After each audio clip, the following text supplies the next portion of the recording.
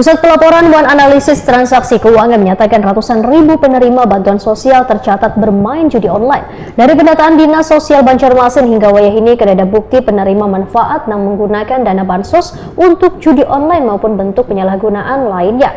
Jika nantinya ada ditemukan penyalahgunaan bantuan tersebut, maka akan diambil tindakan tegas.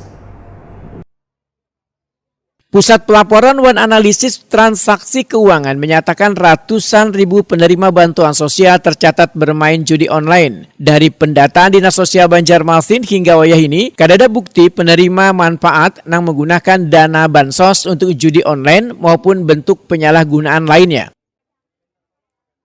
Jika nantinya ada ditemukan penyalahgunaan bantuan tersebut, maka akan diambil tindakan tegas, yaitu bantuan sosial yang telah disalurkan akan dicabut dan penerima yang terbukti menyalahgunakan dana akan dihentikan dari program penerima bantuan sosial. Demikian dipadahkan Kepala Dinas Sosial Banjarmasin Nuryadi, Wetakuni Prima TV tengah hari Jumat 1 Agustus 2025.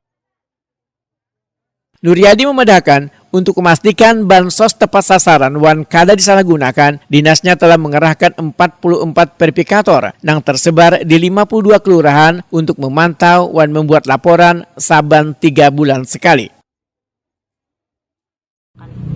Untuk Banjarmasin ya selama ini belum ada laporan ke Dinas Sosial tentang bantuan disalahgunakan oleh penerima manfaat. Nah, dalam hal ini juga harapan daripada Kemensos itu gunakanlah bantuan itu dengan semanfaat yang mungkin. Ya, jadi apabila ada ketahuan oleh kementerian juga punya ada verifikasi lapangan kelompok PKH yang ada di Banjarmasin ini sekitar 44 terbagi di 5 kecamatan. Nah, itulah yang menjadi pengawasan dari Kementerian Sosial untuk penerima manfaat dari bantuan tersebut.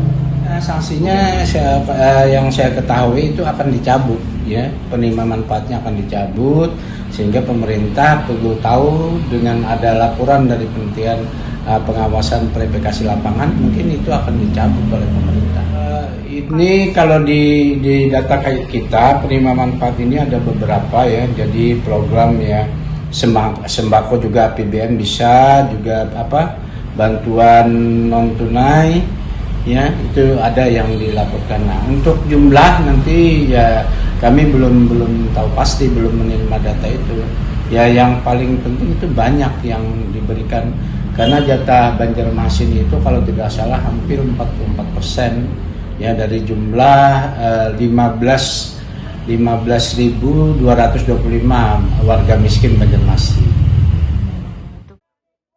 Nuryadi menambahkan, wah ini terdapat sekitar 44% dari 15.225 warga miskin di Banjarmasin menerima berbagai jenis bantuan sosial, diantaranya bantuan pangan non-tunai, program Indonesia Pintar, program Keluarga Harapan, bantuan langsung tunai, serta bantuan khusus lainnya.